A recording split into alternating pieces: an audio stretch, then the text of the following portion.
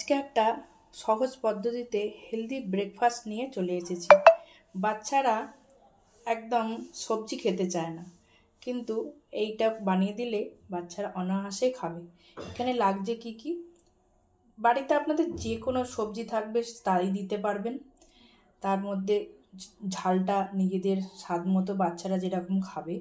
2টো ডিম লাগবে, একটু সামান্য স্বাদ মতো নুন আর গোলমরিচের গুঁড়ো।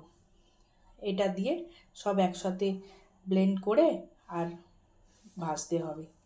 তা দেখতে থাকুন কেমনভাবে বানাই। দেখুন, আমি এখানে সব সবজিগুলোকে চপার দিয়ে চপ করে নিয়েছি। এর মধ্যে এই 2টো ডিম এর মধ্যে মিশিয়ে দেবো, তার সাথে স্বাদ মতো নুন আর গোলমরিচ দিয়ে একসাথে ফেটে নেব। এটা আপনারা বাটার দিয়েও করতে পারেন, আবার রিফাইন তেল দিয়েও করতে পারেন। সামান্য একটু তেল দিয়েছি, তেলটা গরম হয়ে গেছে, এবারে আস্তে করে ভেজে নেব।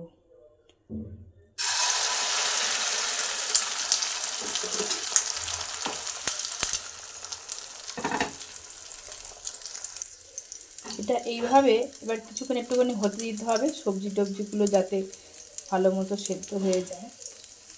এর মধ্যে আপনারা একটুখানি দুধও, কাঁচা দুধও ব্যবহার করতে পারেন, তাতে স্বাদটা আবার অন্যরকম লাগবে, বেশ ভালোই লাগবে স্বাদটা।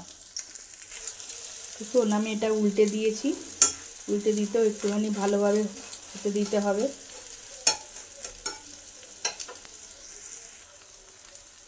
দেখুন, এবারে এই অমলেটটা হয়ে গেছে, এবার আমি তুলে নেব। দেখুন তো, এরকম অমলেট থাকলে বাচ্চারা খাবে নাকি? বাচ্চাদের একটু মুখরোচক মতো করে দিতে হবে, তবেই খাবে তারা, তাই না? আপনারা বাড়িতে বানিয়ে দেখুন কেমন হয়, বাচ্চাদের খাওয়ান। এটা কিন্তু খুবই ভালো খেতে হয়, আমার বাড়ির বাচ্চাকেও আমি এইভাবেই করে দিই।